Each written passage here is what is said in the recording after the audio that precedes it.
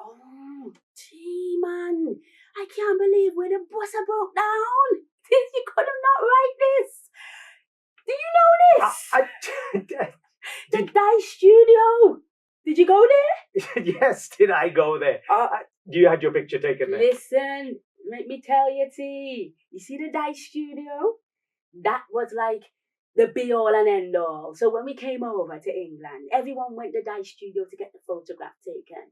But I waited a bit, well, a long bit, because I needed it to be when I become a bus conductor. So Fred could see what his mother had achieved.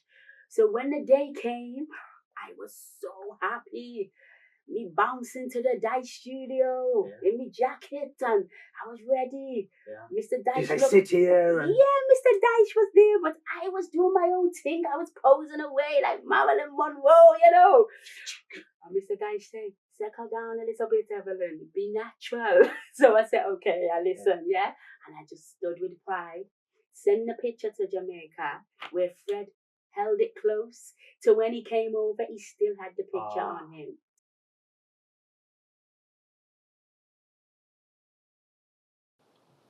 Salam. Mera naam Abdullah. My name is Abdullah. I live here in Birmingham. I work at a company called Dunlop.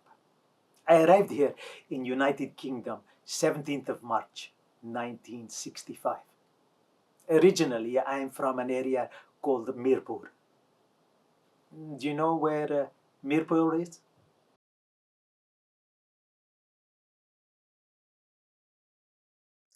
I got something to tell you. I've been given an opportunity to leave this island and go far and wide to another country where I've been told I could have a better life, a different life, but one where I would have more of a future for me and Fred. It's a really big decision for me to make, And the main reason for that is I wouldn't be able to take Fred with me. No, Fred's too young. He would have to come with me in a few years' time when I'm settled and when I can make a bit of money to send for him. Oh, hello. I am Grace.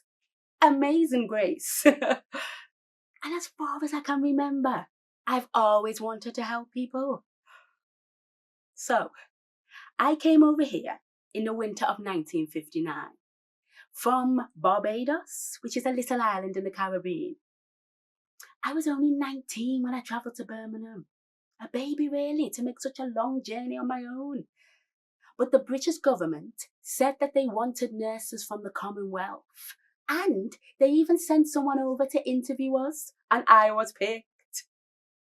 Me and Margaret, we became friends as soon as I moved into the nurse's home. I was feeling homesick one time because I was asking for directions to the hospital and people were not very nice to me. I was upset. I thought that people would be happy that we'd moved here to help build the National Health Service, but that wasn't the case. People, they would turn their heads from me in the street, stare at me. A shopkeeper would say that they didn't understand my accent. Margaret, I remember her bounding in on the first day of the nurse's home, demanding that we both had beds next to each other because we were going to be the best of friends.